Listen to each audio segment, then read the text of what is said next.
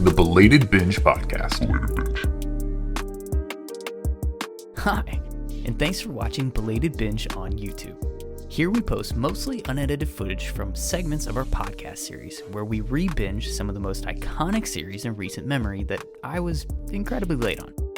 Follow along as we're rereading the Harry Potter series and join the discussion in the comment section.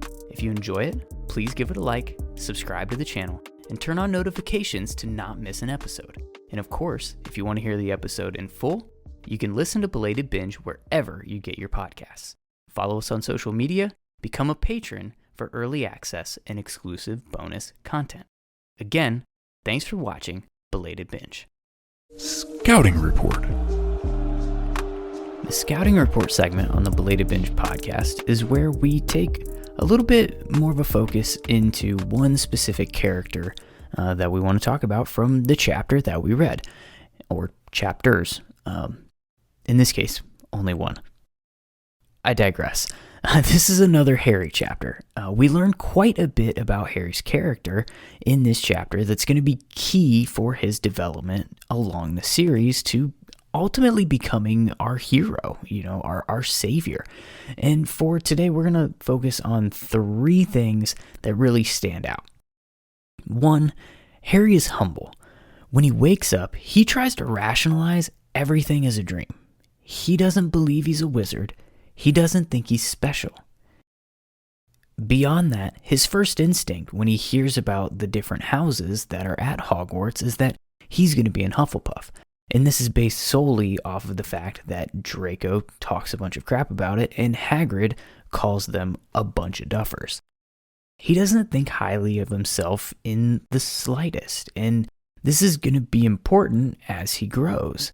He'll have his cocky moments for a teenage boy, of course he will, and there's definitely going to be some cringy moments, particularly caps lock Harry in book 5. But think about how others in his position, learning that they're a wizard or learning that they're special, would behave. I mean, young Tom Riddle was practically foaming at the mouth when Dumbledore tells him he's a wizard. This boy just found out that he's practically a hero to these people, and he's 11 years old. Despite this and the roller coaster to come, Harry never really sees himself as more special than anyone else.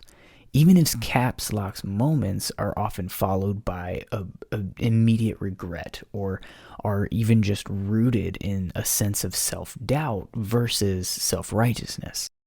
Chosen one or not, in all things considered, he stays pretty grounded and pretty even throughout the series. He's also inquisitive.